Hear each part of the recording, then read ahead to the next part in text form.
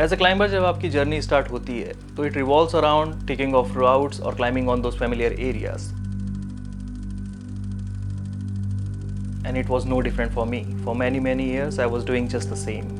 It changed for me back in 2018 when I stumbled upon this tiny village of Shergaon located near Mount Abu. It was untouched by the climbing world.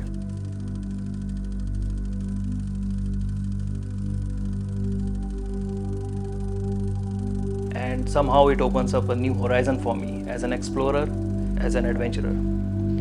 I used to watch lots of documentary, and one thing I realized कि climbing सिर्फ उनके लिए एक sport नहीं था. It was basically a life style. They were exploring new places, they were exploring new challenges.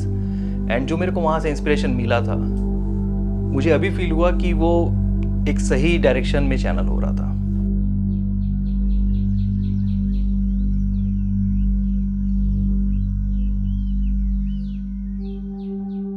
Mount Abu अपने basic level rock climbing के लिए बहुत ज़्यादा फेमस है. बैक इन द डेज वहाँ पे जो एक लोकल कम्युनिटी डेवलप हुई थी, they were actually developing the area and they were exploring for new places जहाँ पे रॉक क्लाइंबिंग पॉसिबल थी. जैसे जैसे माउंट आबू एक हिल स्टेशन में तब्दील होता गया, वहाँ के लोग समवॉट जो ऑलरेडी एरिया डेवलप हो गया है वहाँ तक स्टिक रह गए. तो वो जो एक एक्सप्लोरेशन पार्ट था और जो आउटर कम्युनिटी का एक्सपोजर था वो धीरे धीरे कम होता गया. एंड नाउ सिचुएशन ऐसी है कि वहाँ पे कोर्सेज होते हैं बट वो उन्हीं एरियाज़ में कराए जाते हैं जहाँ पे ऑलरेडी डेवलपमेंट हो चुका है. उसके आगे निकल के एक्सप्लोरेशन और जो एक कम्युनिटी ग्रोथ वाला पार्ट था वो समहाउ काफ़ी ज़्यादा कम हो चुका है. जब स्वप्निल भैया ने पहली बार जिक्र किया कि हम लोग को राजस्थान जाना है क्लाइंबिंग के लिए, तो एक ही जगह से मेरे दिमाग में आई थी, वो थी Mount Abu. But he said कि नहीं, हम लोग शेरगांव जा रहे हैं, which is like very closer to it. And I was so confuse क्योंकि मोस्टली मैंने सिर्फ माउंट आबू का ही सुना था क्योंकि it is famous for its courses. Post that मैंने रिसर्च की और मेरे को क्लाइंबिंग इन शेरगांव के बारे में कुछ नहीं मिला. तो उससे सिर्फ क्यूरियोसिटी जागी कि है क्या ये जगह.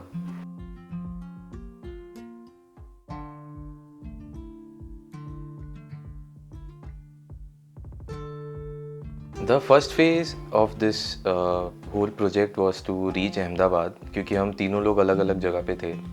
And we had to gather and sort out all the equipments and ensure that we are carrying the necessary.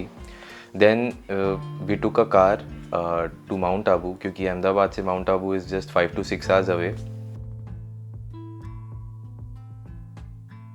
जैसे जैसे आप माउंट आबू के पास पहुंचते जाओगे आपको समझ में आएगा कि वो क्यों इतना फेमस है टूरिज़्म के लिए. एक छोटी सी जगह है जो कि चारों तरफ पहाड़ से घिरा हुआ है और है वो थोड़ा सा क्राउडेड है. बट आपको वहाँ पे ऐसा ज़रूरी नहीं है कि आप थोड़ा दूर जाओगे अगर शहर से तो आपको बहुत ही सुंदर शांत सी जगह मिल जाएगी जहाँ पे आप पीसफुली एंजॉय कर सकते हो.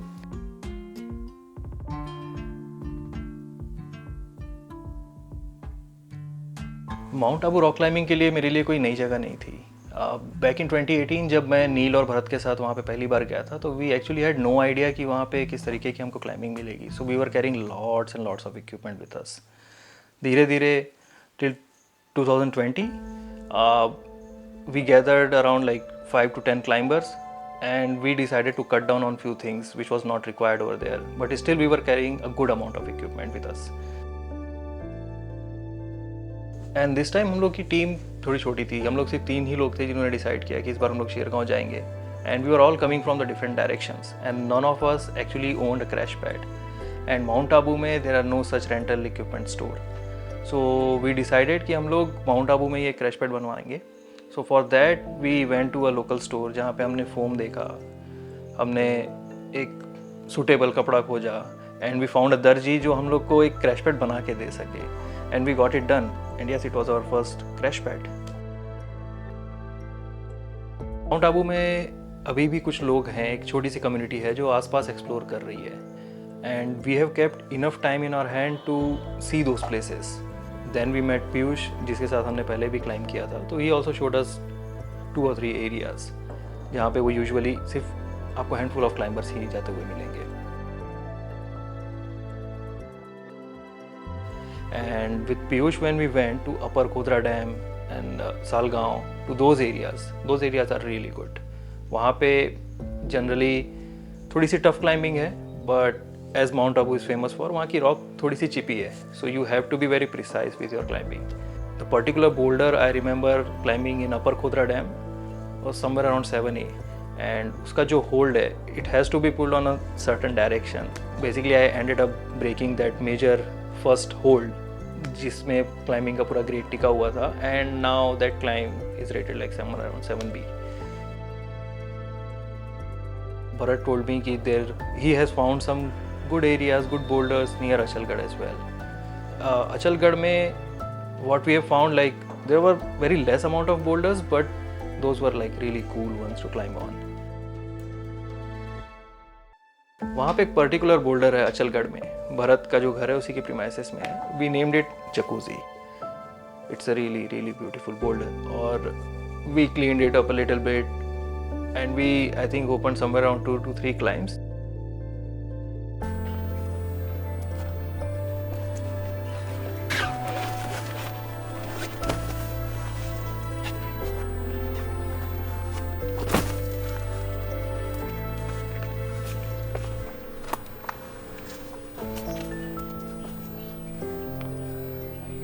I would say कि ये जो लोकल कम्युनिटी वहाँ पे वो एक्सप्लोरेशन पार्ट को ज़िंदा रखने की कोशिश कर रही है, it's very commendable. They are actually going out of their comfort zone. They are trying to find somewhere जहाँ पे कोई अगर अच्छा क्लाइंबर माउंट आबू आता है तो उनके लिए ऑप्शंस रहें.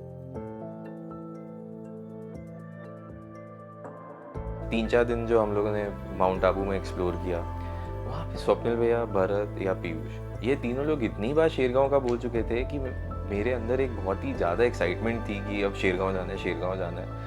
और फाइनली वो दिन आ गया था. एंड टू बी फ्रैंक, जो 2-3 दिन माउंट आबू का एक्सप्लोरेशन था, इट वाज वेरी गुड क्योंकि बॉडी वार्म अप हो चुकी थी.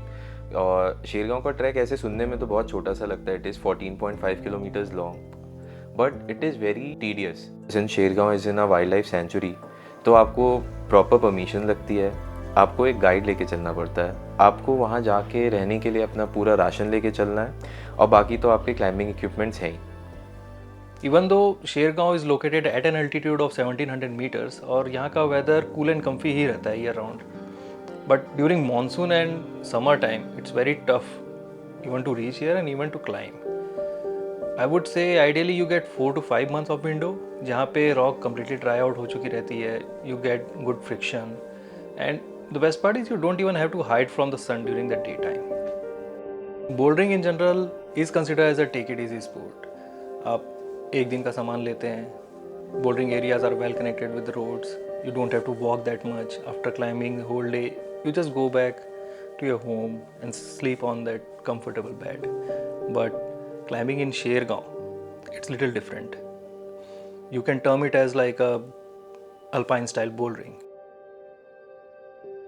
शेरगांव विलेज की जो वाइब है और जो वहाँ का एनवायरनमेंट है, इट्स वेरी एडिक्टिव. यहाँ पे रॉक जो है they are very very sharp और होल्ड्स थोड़े से ज़्यादा क्रिम्पी है, तो it takes lot of your skin.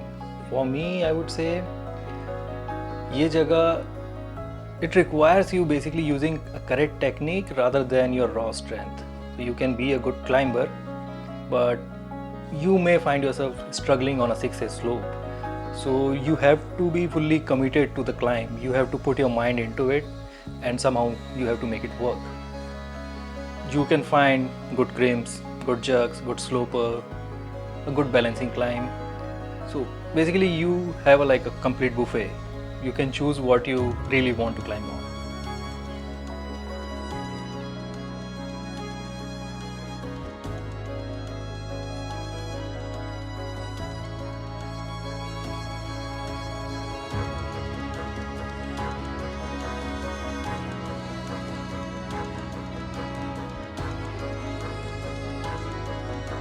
We have seen lot of routes. We even tried climbing some harder ones as well, but we failed to do so. So at that time I realized that these routes and boulders are like beyond my present capabilities. Some of them can be, as per my knowledge, are beyond 8 grades. If some good climbers visit the area, they can find some really good benchmark routes actually.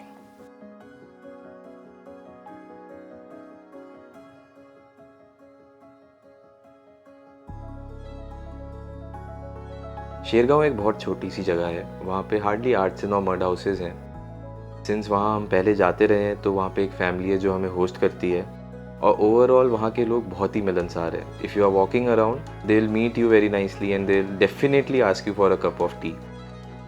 खाने के लिए हम लोग का experience जो था वो बहुत ही अमेजिंग था, क्योंकि वहाँ पे जो भी खाना बनता है वो वहाँ पे लोकली ग्रोन होता है। जो व्यू है, आप रात में बैठे हो अलाव जला के, ऊपर आपको मिल्की वे दिख रही है, हॉराइजन पे आपको सिटी लाइट्स दिख रही हैं, it's like a perfect get away.